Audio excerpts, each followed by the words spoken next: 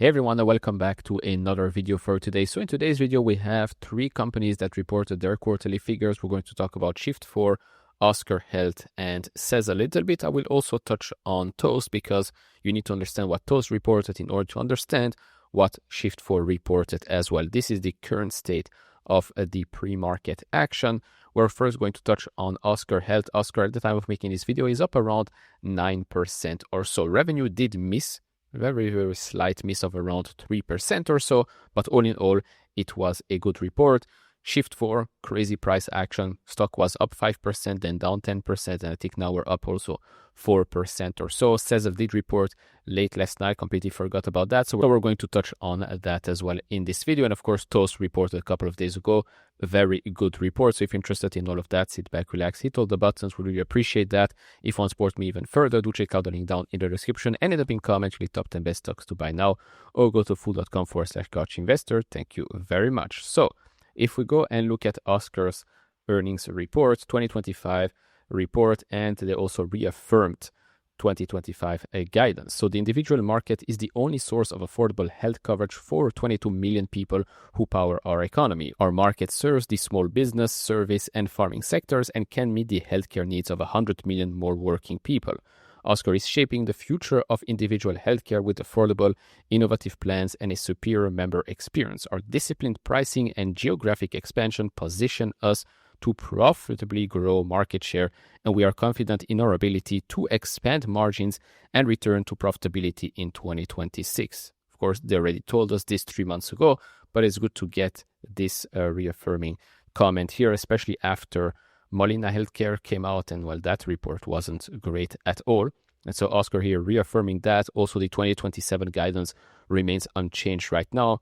2026 still, they do not expect, or in the guidance, there's no expectations of the subsidies being extended, but they do feel like there might be a deal coming, right? Okay, so that's pure upside from them. Then as for total revenue, that came in at $2.98 billion.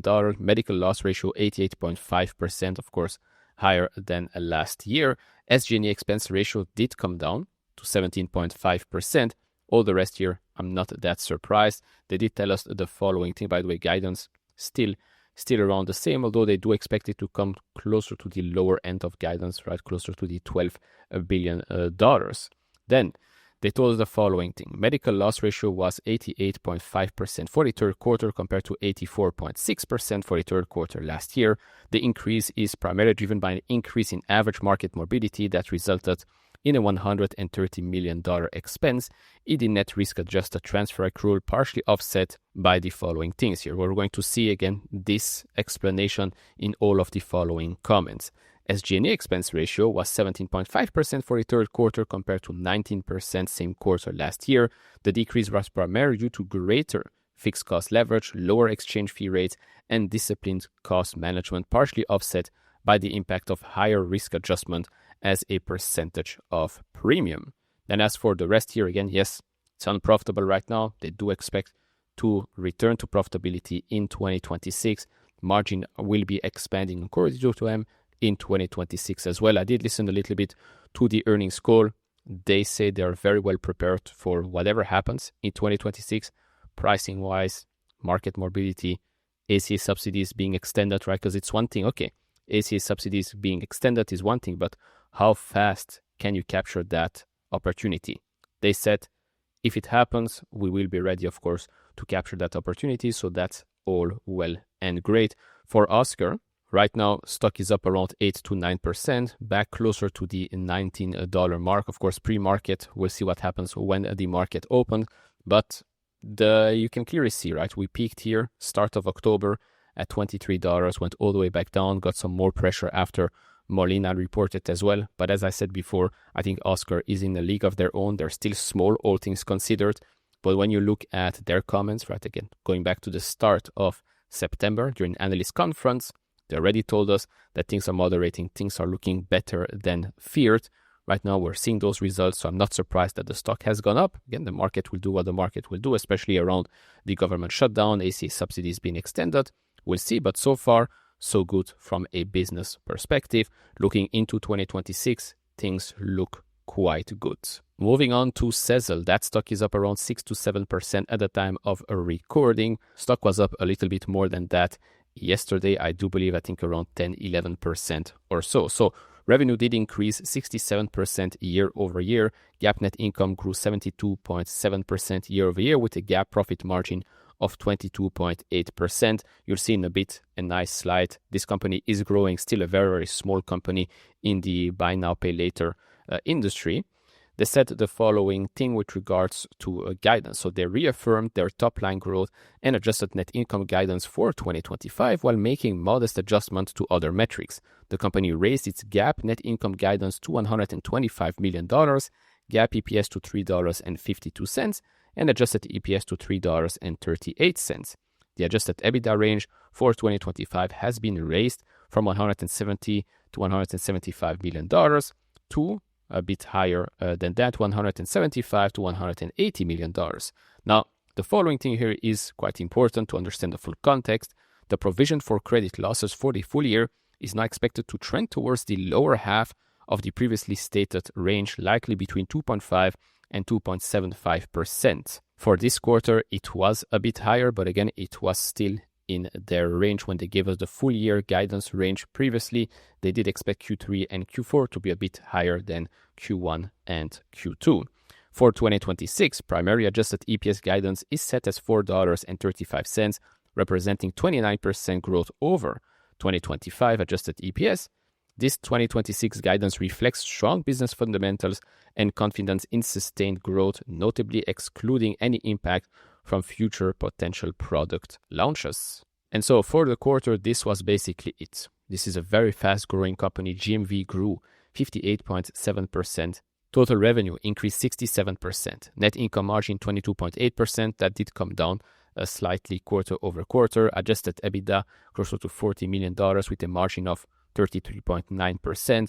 Total revenue less transaction-related costs as a percent of revenue, 54.2%. We have here monthly on-demand subscribers, 784,000. That's up 48.2% year over year. As we've discussed, guidance for some metrics here have been raised. So all in all, a good quarter for Sezzle, especially since the stock has taken quite a hit more recently. Right? This is still a fast-growing company, small company as well, but the stock has taken a big hit more recently. Again, this, well, you might say, okay, it might have tried to close that gap right here from back in May. I think it closed almost half of that gap. Right now, we are trying to make our way back up. Well, whoever is owning Sezzle, but it is a good quarter. That's the most important here. Again, business-wise, they're doing what they should be doing. Before moving to Shift4, a couple of extra things here. One, DraftKings reports later today. Stock is already up 7% on this announcement. ESPN ends $2 billion betting deal with Penn. They will pivot to DraftKings. Beginning in December, DraftKings will become the exclusive sportsbook and odds providers of ESPN. The full rollout will be finalized next year, with DraftKings brandings set to be integrated on ESPN's digital and TV platforms. So I do expect here quite a sentiment change around DraftKings. Then, as for Toast, why am I talking about Toast? Because Toast in the category for restaurants specifically, they're number one. Shift4 is number two. Now, previously we've had Fiserv report, right? And when Fiserv reported, it brought down Shift4 as well. Although the overlap there is very, very small, the overlap when we talk about Toast and Shift4 is much bigger. Toast went up 9% or so. Shift4 barely blinked, although right now Shift4 is up 6%, but we'll talk about that in a second. Toast reported ARR growth of 29.7%.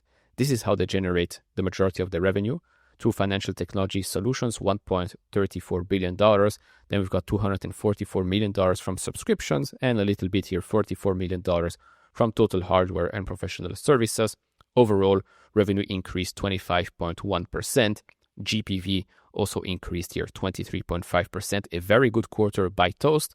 Now, I will tell you already this. Toast did not see any weakness in same-store sales with regards to restaurants, whether it's Q3 or Q4. That is outside of the norm. Why am I saying this? Because Shift4 did see that. And so when we look at Shift4, again, this is a company that is extremely cheap, has a super high short interest. I think last time, what did I say? 20%, close to 20%. I don't know why. remains a mystery. But all in all, volume increased 26% year over year, gross profit 62% year over year, gross revenue less network fees up 61% year over year. But if you exclude Global Blue, that grew 19% organically. Still very good. GAAP diluted earnings per share, 17 cents. Non-GAAP, $1.47.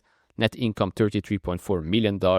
And adjusted EBITDA increased 56% year over year. And they did say the following thing. In Q3 and early Q4, we experienced modestly worsening same-store sales from our restaurant and hotel customers, but increased contribution from new verticals and geographies. It's not the greatest news, but it's definitely not bad, especially not the last part of that comment. Then, moving on here, you can see Q3 volume. Since Q3 2021, that has grown at a compound annual growth rate of 42%. Gross profit, gross revenue less network fee, also grew immensely over the last couple of years. Looking at net income, that does fluctuate. Look at adjusted EBITDA, that goes up.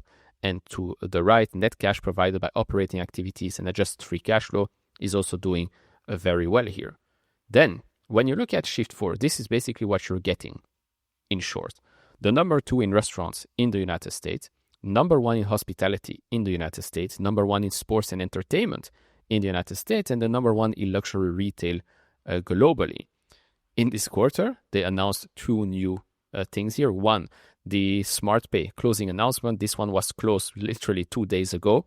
This is an Australia and New Zealand distribution to supercharge in-region growth, over 40,000 merchants, and of course Shift 4 with go-to-market payments and SkyTab point-of-sale distribution.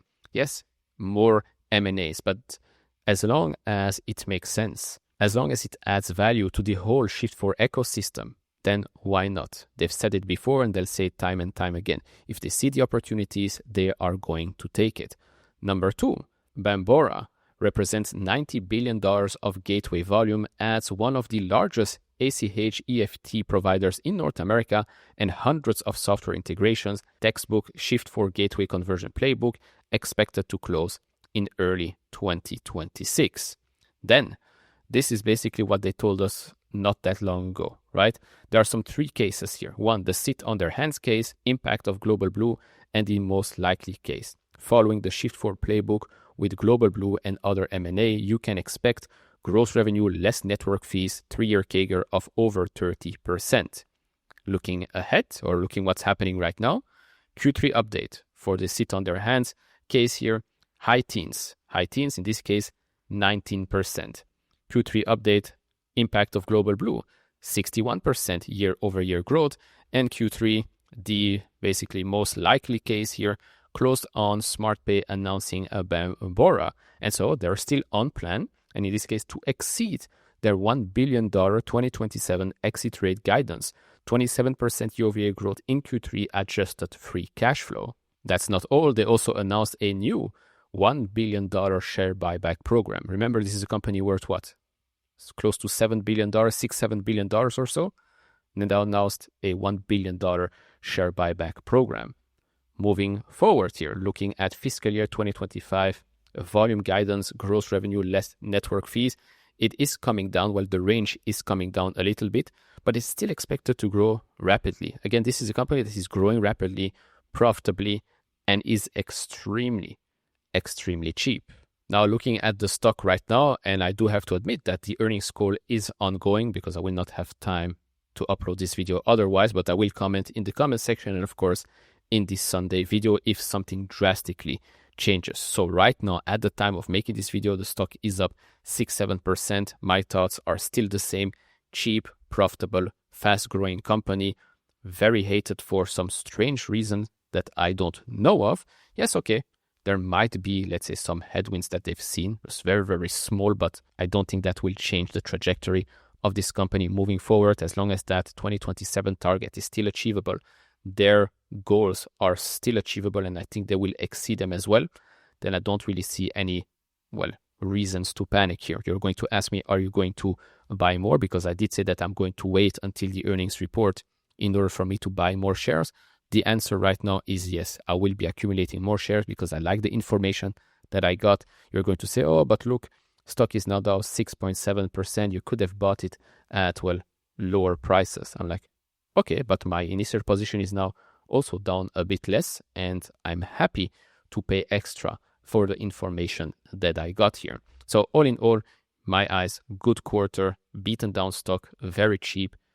Short interest is very high for these types of names, but it is what it is. As for Oscar, am I going to buy more? Probably first Shift4, then I'm going to wait for all the other companies that report. Right? Next week we have Nebius, Rocket Lab, dLocal, Pagaya, CoreWeave. So we'll see. With Oscar, I did add a little bit more in the previous week, so I'll be opportunistic going forward, but I have no issues adding more with Oscar, especially after what I've just heard. So all in all, Sezzle, good quarter. Oscar, good quarter. Shift4, good quarter. Toast, also a very good quarter. So, I mean, it's been a pretty hectic week, volatile week, but all in all, if you look at the business performance, forget about the stock price, because I've seen already a couple of comments. When Shift4 reported, stock went down 10%. 10%. I've seen some comments already say, oh, bad quarter, stock is down. I'm pretty sure that they're saying something else right now. Never look at the stock price before you look at the earnings report, because you will make up your mind purely because the stock has gone up or the stock has gone down. But all in all, that's about it for me in this video. If you enjoy this type of videos, hit all the buttons. We'll see each other in the next one. Bye-bye.